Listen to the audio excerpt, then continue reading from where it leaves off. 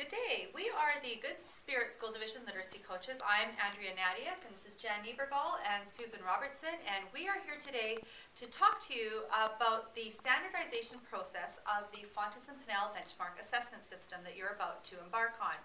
First of all, the intent of this is to review the standardization process of the assessment and to clarify any concerns that you might have as an administrator of the assessment. We know that we all need to be conducting the assessment in the same manner and in the same format, so it allows consistency throughout our school division. Some points to remember about the assessment is that the test dates do need to be adhered to by each class and grade teacher. The online forms will need to be submitted to Fairview Education Center upon the date that's decided. You, being the teacher, is the one who is responsible to conduct the assessment. As literacy coaches, we are always here either by visitation, by phone call, by email, or by Skype to assist you in any way. Part of that might even be to do a co-assessment with you during your assessment period. Assessment is always going to be done in a very conversational way, and we need to make sure that record keeping is kept consistent and concise and up to date, and that records are passed from grade to grade and teacher to teacher. Now I'm going to talk about what you need to do. This is a refresher, like we said. You're going to need to get your latest test results, whether that's the previous spring results, if you're assessing in the fall, or the most recent results during the school year. You need to think about where to start, and this is your decision. If the student was in guided reading, you may have an idea of where to start that student. Your safe bet is about 3 levels if they have not been assessed since fall. PPP kids, maybe 2 levels. You can refer to your F&P chart that has been provided to you and is also in the assessment guide. Be ready for surprises, those students that don't move very much and those that move a lot. And prepare your class ahead of time. Remind them about the procedures and what good readers do. Now you're going to show your student the book, and you're going to take a look at yourself, take a note of the number of errors. You're going to want to read the description from the assessment sheet, and you're going to allow the student to do a book walk.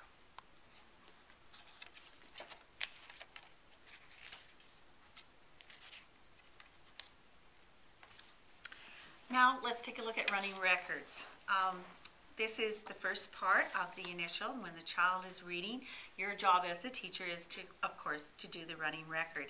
Make sure you've got your sheet with the coding and scoring. You can't do it without it. It's on the inside of our guidebooks in the box if you have misplaced it. It's very, very important. And remember, go over it and review what is an error.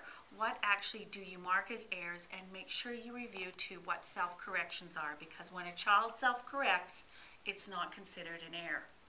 We also score the fluency and we score the accuracy, and there's no half marks. Make sure it's either a 1, a 2, or a 3. Let's take a look at comprehension. Be sure to refresh yourself with the books. It may have been a while since you last read them. Be sure you are familiar with them. Refresh yourself with the key understandings of each book and prompts prior to the assessment so that you are familiar with them. Remember to use prompts when doing this evaluation. Use open-ended probes. Tell me more. Can you say a little bit more about that? Why? What else? Remember, that doesn't lower a child's score. Rephrasing the question is allowed. You need students to understand the questions. Conversation is informal.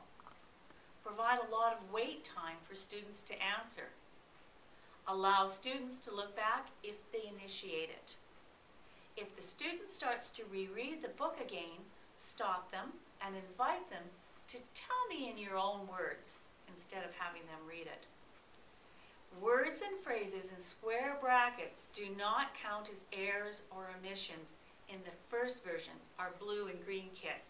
But those of you that have the new kits, the strike boxes, everything is scored. Scoring comprehension. No half marks. When you use the scoring comprehension key, make sure it's a 1, 2, or a 3. We are marking the student's understanding of key ideas. That is why the teacher needs to know what the key understandings are and really know the story. The scale is the judgment. Have clear evidence of understanding. Make a judgment based on the scores and your overall impression using the scoring guide.